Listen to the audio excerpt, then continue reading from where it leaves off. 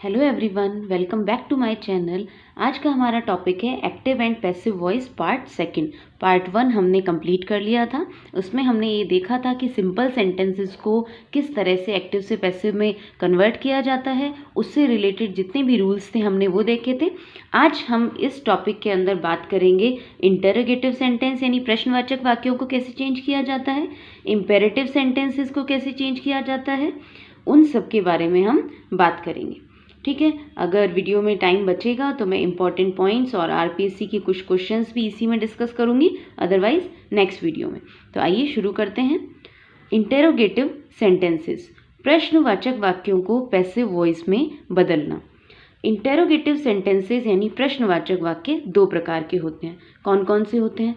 WH questions एक तो, और दूसरे होते हैं आपके हेल्पिंग वर्ब से शुरू होने वाले। ठीक है, यानी कि जिन सेंटेंसेस में आपको WH वर्ड जैसे तो वाई, व्हेन, विच, हु ये सब नज़र आए, और या फिर वो कोई हेल्पिंग वर्ब जैसे has, have, is, are, am, इनसे कोई शुरू हो रहा है।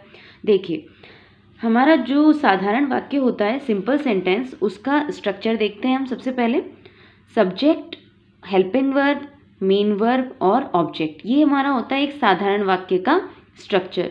अगर हमको किसी साधारण वाक्य को प्रश्नवाचक वाक्य में बदलना हो तो उसके लिए हमको हेल्पिंग वर्ब को सब्जेक्ट से पहले लगा देना होता है। ठीक है, यानी हमारी हेल्पिंग वर्ब कहाँ आ जाती है? सब्जेक्ट से पहले। ठीक है, ये हुई एक बात। तो इस सेंटेंस को हम बोलते हैं हेल्पिंग वर्ब से शुरू होने वाला वाक्य। लास्ट में क्वेश्चन मार्क लगा देंगे। और अगर हमको WH वर्ड वाला सेंटेंस बनाना है तो उस कंडीशन में हमारा WH वर्ड हमारी हेल्पिंग वर्ब से भी पहले ऐड हो जाता है। जैसे विच, व्हेन, वाई, ये सब इससे पहले ऐड हो जाते हैं। तो वो वाले वाक्य होते हैं WH से शुरू होने वाले वाक्य। अभी दोनों ही तरह के वाक्य हमको मिलते हैं एक्टिव से पैसिव में ट्रांसफॉर्म करने के लिए। तो आइए देखते हैं इजी तरीका इनको कैसे ट्रांसफॉर्मेशन किया जाता है एक्टिव से पैसिव में। सबसे पहले हम देखते हैं WH क्वेश्चंस, यानी जो वाक्य WH वर्ड से प्रारंभ होते हैं। मैंने एक एग्जांपल लिया है यहाँ पे आपके लिए। Why are you making noise.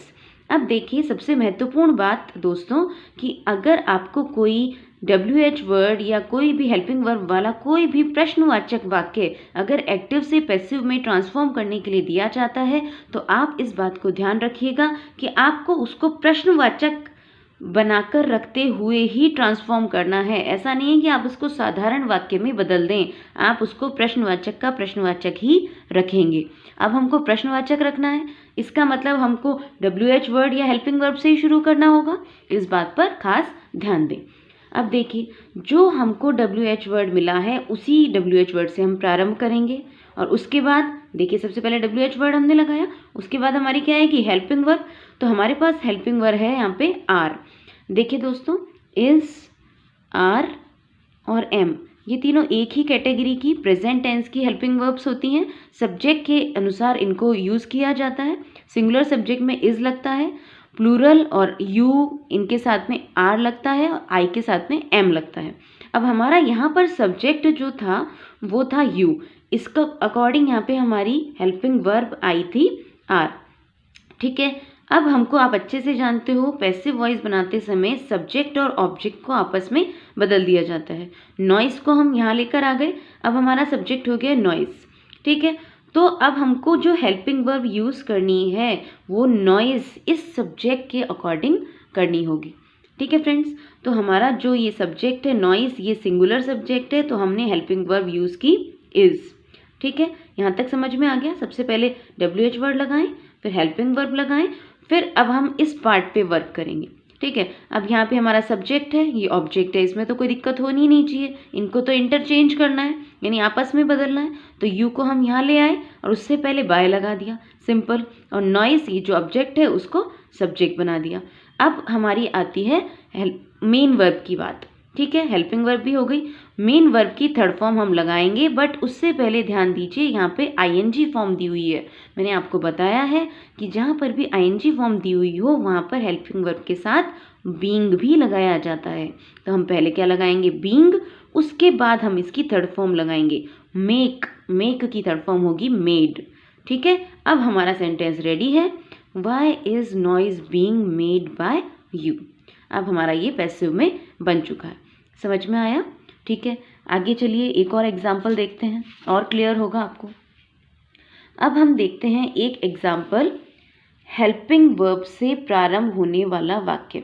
अब जरूरी थोड़ी ना WH वर्ड वाला ही मिले आपको एग्जाम में, आपको एग्जाम में कोई हेल्पिंग वर्ब से स्टार्ट होने वाला भी मिल सकता है।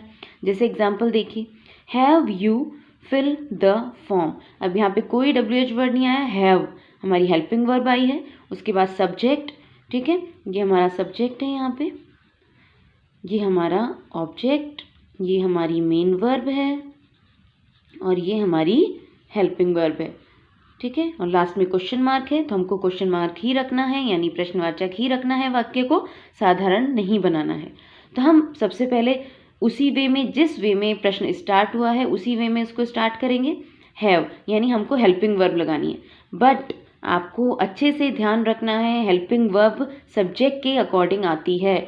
जैसे इज, आर, एम हमने अभी देखा था एक कैटेगरी की थी, वैसे ही हैज़ और हैव ये दोनों भी एक कैटेगरी की होती हैं, सिंगुलर के साथ हैज़ और प्लूरल के साथ हैव। तो अब देखिए यहाँ पर पहले इसको देख लेते हैं। यू हमारा सब्जेक्ट है, वो यहाँ आ गया, उससे पहले बाय आ गया, ठीक है। फॉर्म हमारा ऑब्जेक्ट है, वो सब्जेक्ट बन गया। द फॉर्म ये हमारा ऑब्जेक्ट है, ये क्या बन गया, सब्जेक्ट, ठीक है। अब देखिए यहाँ पे ये सब्जेक्ट बन गया, तो इसके अकॉर्डिंग हमको हेल्पिंग वर्ब लगानी है। यू के अकॉर्डिंग तो हमने हैव लगाया था, यहाँ पे हैव लगा हुआ मिला था हमें। द फॉर्म एक सिंगुलर सब्जेक्ट है, इसलिए हैव नहीं दोस्तों, हैज़ का यूज़ करना होगा, ठीक है। ध्यान रखिएगा इस बात को कि यहाँ पे हैज़ क्यों आया है, क्योंकि यहाँ पे अब द फॉर्म सब्जेक्ट बन गया है जो कि एक सिंगुलर सब्जेक्ट है, ठीक है। अब देखिए मैंने आपको लास्ट वीडियो में भी बताया था, ध्यान रखिएगा जब भी आपको एक्टिव में हैज़, हैव या हैड नज़र आए तो पैसिव में आपको क्या लगाना होता है, बीन। तो हमने यहाँ बीन लगाया। अब हम थर्ड फॉर्म लगाएंगे, मेन वर्ब है हमारी फिल, तो थर्ड फॉर्म आ गई हमारी फिल्ड। अब हमारा सेंटेंस रेडी है। तो ये पैसिव में ट्रांसफॉर्म होके बना has the form been filled by you. हो गई इतनी बात। ये तो थी दोस्तों इंटेरोगेटिव सेंटेंसेस यानी प्रश्नवाचक वाक्य की बात। अब हम देखेंगे कि इम्पेरेटिव सेंटेंस जो होते हैं, इम्पेरेटिव सेंटेंस वो सेंटेंस जिसमें कोई आदेश दिया जा रहा हो, कोई रिक्वेस्ट का भाव हो, ठीक है, इस तरह के भाव हो, और वो मोस्टली स्टार्ट होते हैं, उनकी पहचान होती है कि वो वर्ब की फर्स्ट फॉर्म से स्टार्ट होते हैं, ठीक है।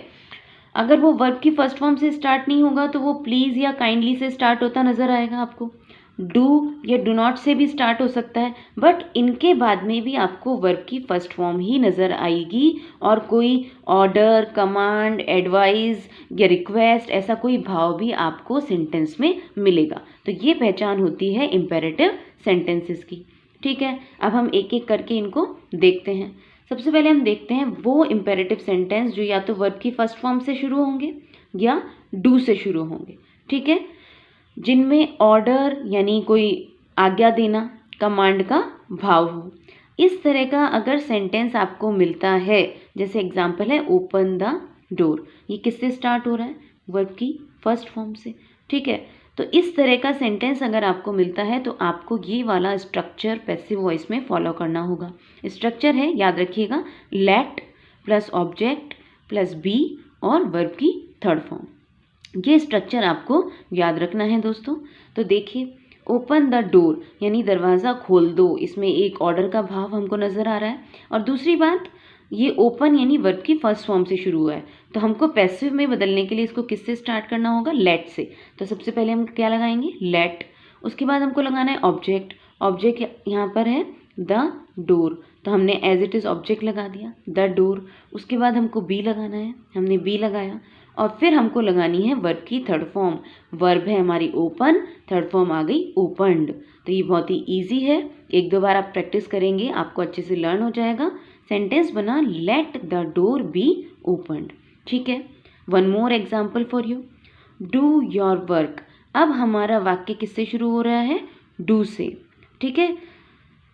डू से अगर वाक्य स्टार्ट हो रहा है तो भी हमको यही वाला स्ट्रक्चर फॉलो करना है दोस्तों। सबसे पहले हमने लगाया लेट, अब हमारा ऑब्जेक्ट है यहाँ पे योर वर्क, तो हमने वही ऑब्जेक्ट हमारा लगा दिया, ठीक है। उसके बाद हमको लगाना है बी, बी हमने लगाया, अब हमको लगाना है थर्ड फॉर्म। तो थर्ड फॉर्म हमारी है डू की थर्ड फॉर्म होगी done, do did done, third form हमारी डन है तो हमारा सेंटेंस बन गया। ठीक है, एक दो और एग्जाम्पल देख लेते हैं फ्रेंड्स। प्लीज़ या डू नॉट से, देखिए आपके इम्पेरेटिव सेंटेंसेस प्लीज़ या डू नॉट से भी प्रारंभ हो सकते हैं, जिसमें रिक्वेस्ट यानी प्रार्थना या फिर एडवाइस यानी सलाह का भाव हो सकता है। ठीक है दोस्तों, तो देखिए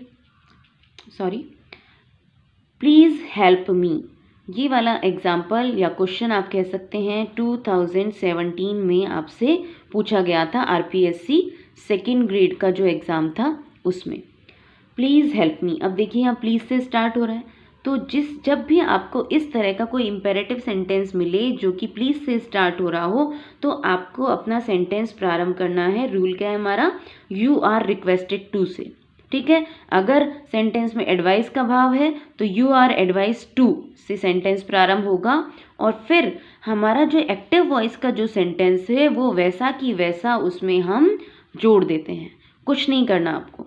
ठीक है, ध्यान दीजिए, प्लीज़ हेल्प मी, यहाँ पे रिक्वेस्ट का भाव है इसलिए हम क्या लेंगे, यू आर रिक्वेस्टेड टू, तो हमने लगा दिया यू आर रिक्वेस्टेड टू, किसकी जगह पे, प्लीज़ की जगह पे।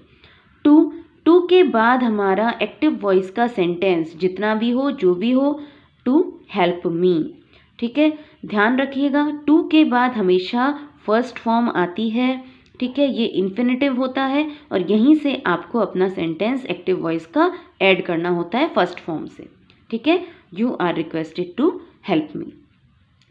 तो फ्रेंड्स, ये थी आपके इंटरोगेटिव सेंटेंस और इम्पेरेटिव सेंटेंस से जुड़ी हुई कुछ महत्वपूर्ण बातें। आप इनको पढ़िए, रिवाइज कीजिए, और कुछ भी आपको अगर पूछना हो तो कमेंट सेक्शन में ज़रूर पूछिएगा, मैं हमेशा आपके लिए रेडी रहूँगी। और दूसरी बात, एक बहुत इम्पॉर्टेंट बात है, वो ये है कि अगर आपको ये वीडियो पसंद आया हो तो प्लीज़ लाइक कीजिएगा और इसको अपने फ्रेंड्स के साथ शेयर भी कीजिएगा, और ऑफ कोर्स चैनल को सब्सक्राइब भी कीजिएगा। थैंक यू, मिलते हैं नेक्स्ट वीडियो में। नेक्स्ट वीडियो में कुछ और हम इस बारे में चर्चा करेंगे। Thank you.